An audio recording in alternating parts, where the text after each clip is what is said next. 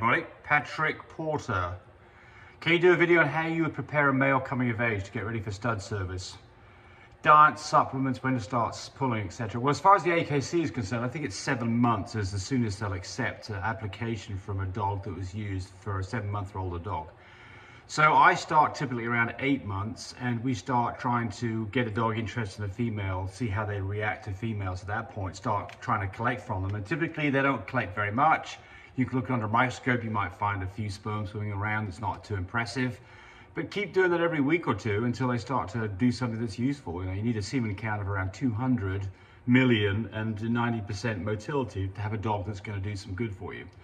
As far as supplements are concerned, I don't think there's anything out there that'll make a lick of difference. I think this is all kind of basically just hokey pokey stuff, honestly. So I don't know of anything other than just getting the dog used to being collected from. And so your first opportunity when it's getting to the 8-month age to get it in front of a dog that's in heat is probably the best way to get started on it. I do have videos on stud dogs though, so you can go find those.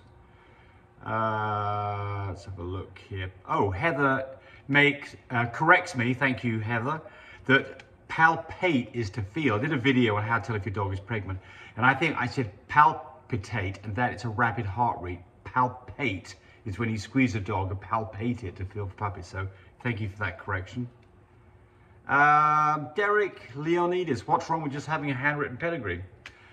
Well, I mean, potentially nothing if you trust the person who's giving you the handwritten pedigree. Otherwise, anybody can write whatever they want down, but if it has an official AKC stamp on it, you can get to believe that it's probably true. It's like much harder to falsify that than putting a pedigree down that might be wrong. So I think that most people would not want to see a handwritten pedigree unless they're just asking for information on your dog. But if they want to see something that they can really trust, they'd want to see a proper pedigree from the AKC. Okay, someone say thank you for answering the question.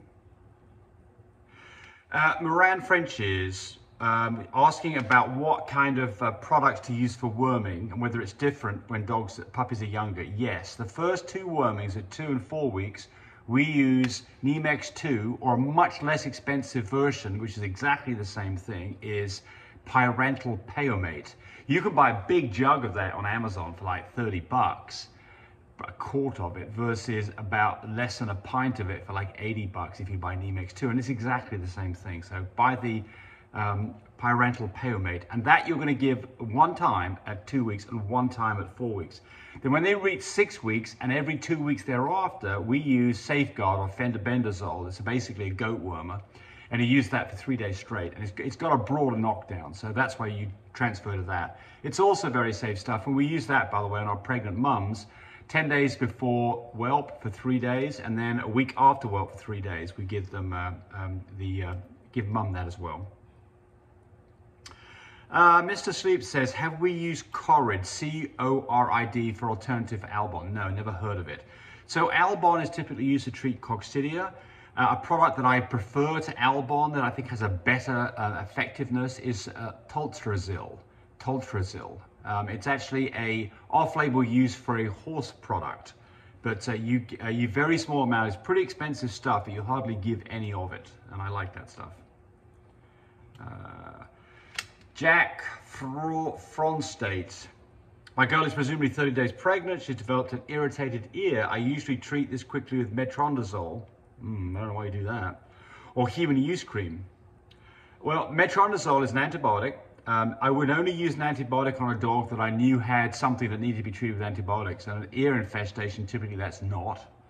Metronidazole is pretty rough stuff. I would not be using metronidazole on this, but I would go get a Q-tip in the dog's ear and find out what the irritant is. Is it yeast? If it's a yeast, then you flush it with the appropriate medications. If it is mites, then you treat it with something that will kill mites. So I would, and both of those are safe for a pregnant dog. I would not give metronidazole to a pregnant dog. I think that might be a very bad thing to do. I don't know that I'm right about that, but certainly metronidazole is a pretty harsh antibiotic that you give typically for 8 to 10 days. And you use that for Giardia. I would not be doing that. 33 mil photos. Has flank hair loss patches. A white pie, 6-month-old. Change back to original diet. What can I do to get her hair back? Have a dog show coming up soon. Well, I mean, so if you're losing patches of hair, then the first thing you've got to make sure is you don't have something like Demodex or scarpodic mange showing up. Typically doesn't show on the flank, but toes more up around the face and the eyes, above the eyebrows and on the paws when you see the first signs of that. And there's two different versions of that mange and they're treated differently. But you do a skin scraping. So what you do is you put a little bit of mineral oil on the area that's affected. You get a scalpel and you scrape away until you really make it sore, and you look at that under a microscope. And what that does is it pulls up the little bugs, so you can look at it on a microscope and determine whether it's red mange or scarpodic mange, and then you Demodex or otherwise, and you treat it appropriately. It's probably not the case here. I suspect there's something else going on. My guess is that you've got a dog that's about to go into heat, and you've got a hormone change going on, and that's why she's got the hair loss going on.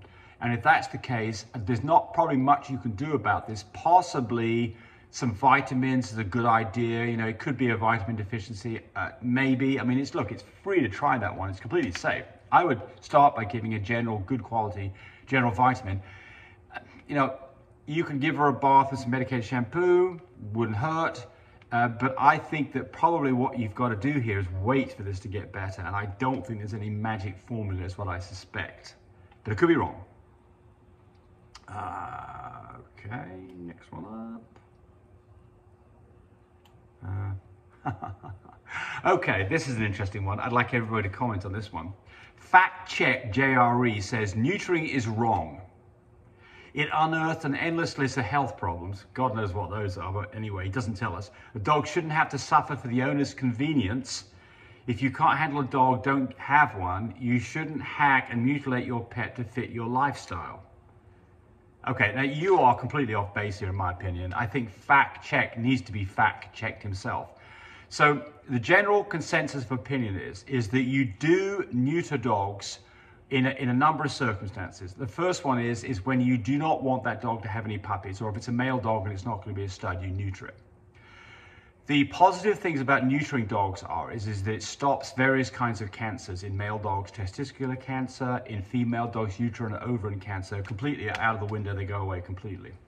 Can't get pyometry and those other kinds of infections that you can get in dogs that are intact. And of course, the other thing is that you don't have unwanted pregnancies, which is a huge problem. So, you know, what is the downside of neutering? Well, you don't want to do it too early because you can affect growth, especially in larger dogs. So I think the general consensus is that you don't neuter males, large dogs, until they are, you know, 1.5 years old, and smaller breeds maybe when they're 9 months to 1 year old. But your vet is obviously going to do this, and they can advise you on what the right answer is to that. But the answer is not to just not neuter your dog. We're not mutilating dogs. We are making their lives potentially better. You could get some behavioral changes in males if you neuter them too early. So I don't think there's a lot of evidence of that, but certainly that is a little bit of a concern. So, you know, there is a small downside to it. There's a huge upside to this. So, but why don't you all, because, you know, he's made a statement here that I think is completely off point.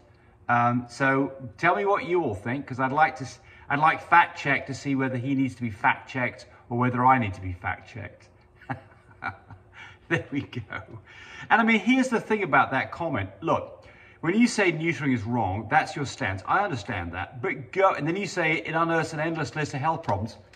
You've got to tell us what those health problems are. Give us some science, give us some evidence, give us some reasons to believe that what you're saying is right. I gave you some reasons to say why I think you're wrong. Now, you need to back up what you're saying by not just saying it's, you know, it's a travesty, but why it's a travesty and what are the problems that it causes. All right, so not trying to pee anybody off, just anyway. Watching the video. I really appreciate people who subscribe to me. It helps me, encourage me to do more of these videos. But do remember, disclaimer here, I am not a vet. I'm not a licensed medical professional. I'm purely a person who's been breeding dogs for the last couple of decades. Any information that you got from this video, use at your own risk. There's nothing implied here, and certainly this should not be used as a substitute for advice from your veterinarian or your medical professional. I hope you enjoyed the video. Come back for more of them. Bye.